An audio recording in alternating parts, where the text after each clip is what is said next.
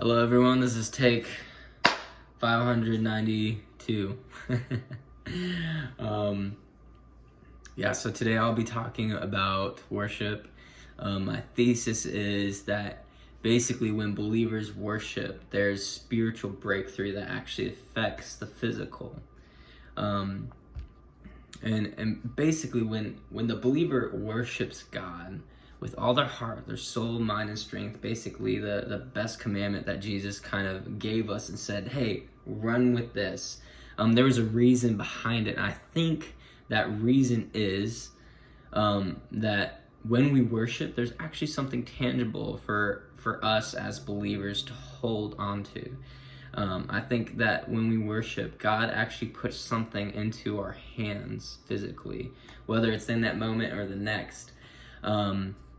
I believe that something is formed in the realm of the spirit that is a direct response from the action made from worshiping God with all of our heart, soul, mind, and strength.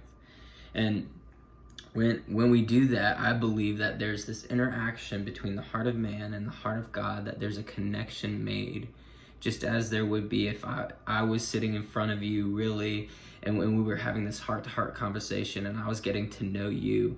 I feel like that's really what worship is. It's when we set your minds, your hearts on the things above. It's knowing who God is, intimately knowing him and longing, that hunger for more of him. And in 2 Chronicles 5:13 through 14, I'm not going to read the whole thing, but that's what I'll be talking about for a little bit. Basically, the priests are in the Holy of Holies, right? And they start worshiping. They say, for he's good and his mercy endures forever. And then the house of God was filled with this cloud. Who knows what that looks like? There can be speculation about it, but this house, the house of the Lord, is filled with this cloud. And to the extent that the priests could not stand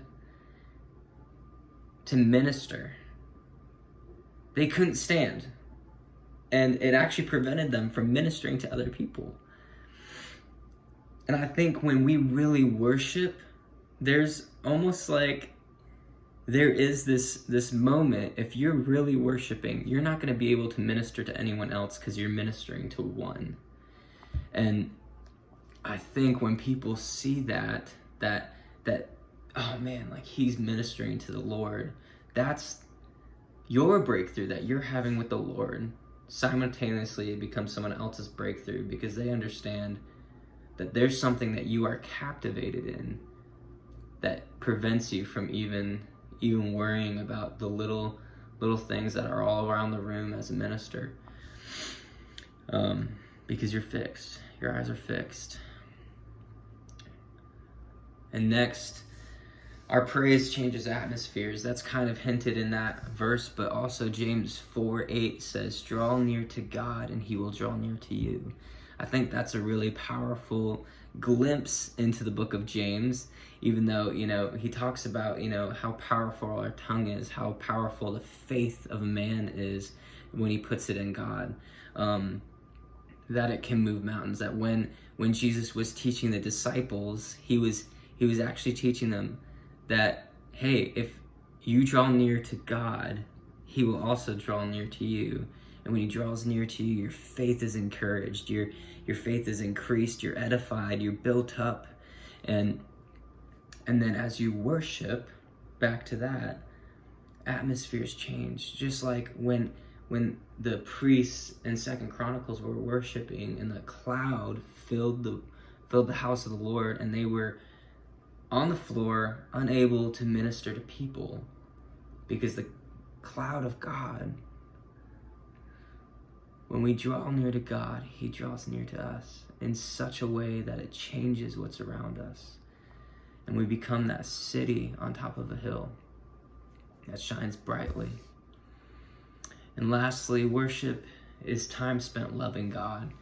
He doesn't need our worship, but he desires it, just like we at this time in Corona season desire each other's relationship, each other's communion. Just like a husband desires time with his wife or a father with his children. And in Matthew 7, Jesus beautifully portrays this picture of, even if you're evil and you know how to give good gifts, how much more will your Father in heaven give you good gifts? And from all this information, I see it as an amazing opportunity to step into this time now in Corona season, just to give God an offering. This is what worship is. It's offering our hearts. And it's God, you're so great, you're so powerful, you're majestic, you're amazing. And we're going to see him move, because that's what worship does. It moves the heart of God. And God, who is all powerful, who holds all authority to change the circumstances of this world, we're going to see that as we worship him, as we fully devote ourselves to him. So I hope that blesses you guys, and that's the end of the speech. So, bye.